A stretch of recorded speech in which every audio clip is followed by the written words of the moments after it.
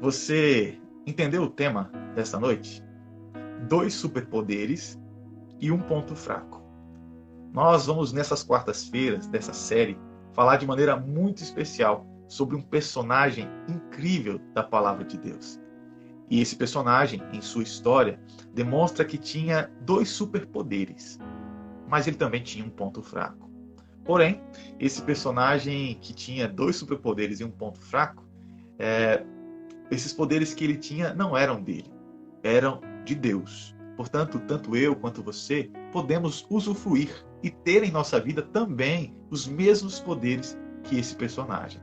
Eu quero ler para você o começo da história, ou pelo menos do relato da história desse personagem, que está em 2 Reis, capítulo 18, no verso 1 em diante. Diz assim: No terceiro ano de Oséias, filho de Elá, rei de Israel, começou a reinar Ezequias, filho de Acás, rei de Judá. Tinha 25 anos de idade quando começou a reinar e reinou 29 anos em Jerusalém. O verso 3 diz assim: Fez ele o que era reto perante o Senhor, segundo tudo o que fizera Davi, seu pai. E olha o que diz o verso 5, que coisa incrível.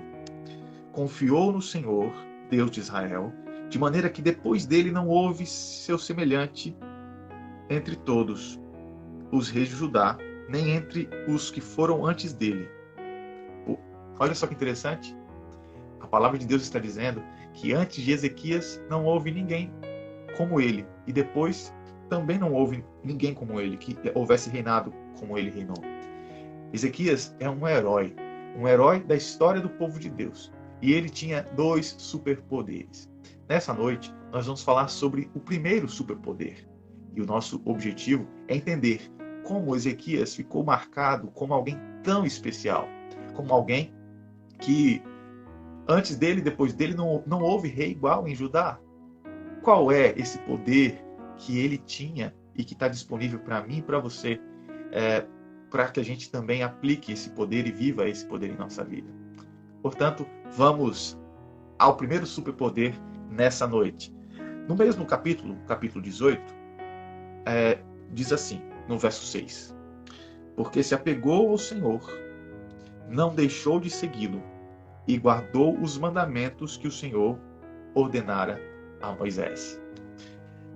Se você vai um pouquinho mais para frente, no livro de 2 Crônicas, no capítulo 19, no verso 25, você vai encontrar as seguintes palavras também sobre Ezequias. Aliás, 2 Crônicas 29, verso 25.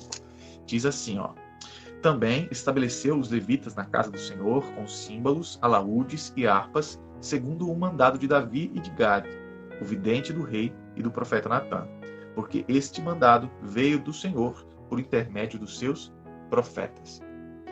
Interessante, não é? Ezequias tinha um superpoder, que era o poder da palavra. Esses dois versos que lemos mostram isso claramente.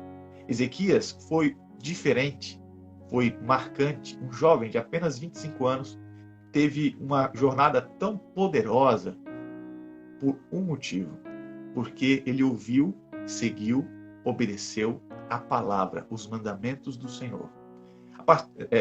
No reinado de Ezequias, ele fez uma série de reformas, mudanças estruturais no dia a dia, na fé, nas atividades do povo de Judá.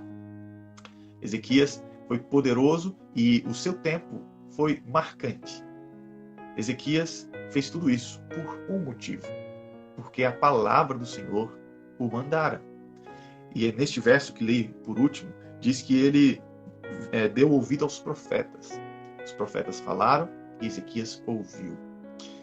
Sabe, aqui está o primeiro superpoder do rei Ezequias, o poder da palavra. Ele ouviu a palavra do Senhor, obedeceu a palavra do Senhor, seguiu a palavra do Senhor. Por isso, ele se destaca na história. Eu fico pensando, ele tinha apenas 25 anos. Ele não tinha, talvez, um grande exemplo do seu pai Acás, que não foi um bom rei. O meio em que ele vivia poderia o influenciar para fazer muitas coisas ruins, para ser um péssimo rei. Mas Ezequias teve uma postura diferente e ficou marcado como se não houvesse nenhum outro como ele antes e depois em Judá. Por quê? Porque seguiu a palavra do Senhor. Porque ouviu os profetas, ouviu a voz do Senhor. Esse superpoder está à disposição de todos nós. Nunca esteve tão à disposição. A um clique da ponta dos seus dedos, a um toque, você pode abrir um aplicativo e ter acesso à palavra. De graça, acesso 24 horas por dia, de maneira simples, fácil. Na sua língua, em português, você encontra várias versões da palavra. Você encontra a palavra de diversas formas na internet, em livros, capas pretas, laranjas, rosas, capas de todos os tipos, versões e traduções, numa grande diversidade. Nunca houve tanta possibilidade de acesso à palavra, mas nunca houve tanta negligência ao seguir a palavra. Os púlpitos das igrejas nunca foram tão vazios da palavra. Se prega sobre muitas coisas, se prega sobre muitas opiniões, e o ego do ser humano muitas vezes é massageado com mensagens de autoajuda. E a palavra às vezes é negligenciada. Os profetas são calados.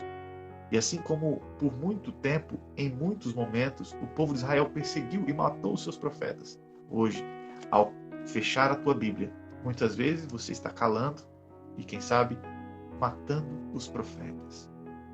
O superpoder de Ezequias está à sua e à minha disposição, como nunca antes na história. E a gente, muitas vezes, o mundo cristão, os cristãos de maneira geral, têm se tornado fracos, porque têm tentado viver o seu cristianismo, às vezes até com boa vontade, até com boas opiniões, mas têm tentado viver a despeito da palavra. Nós temos mais uma barreira. Nós, como brasileiros, não fomos educados desde criança a amar a leitura.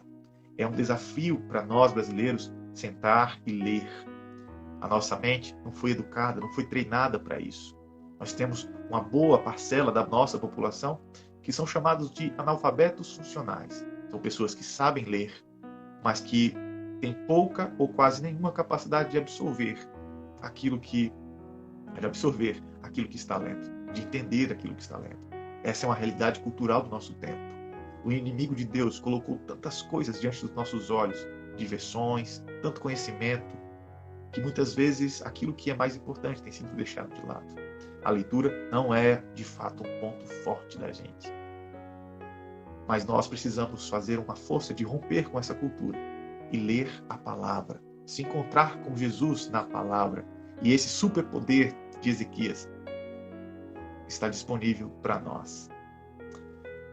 Você hoje pode escutar a Bíblia em audiobooks. Você pode sair dessa live agora e clicar em 2, 3 links e fazer um estudo bíblico facilmente. Você pode ter acesso a todos os tipos, de todas as formas, à palavra de Deus.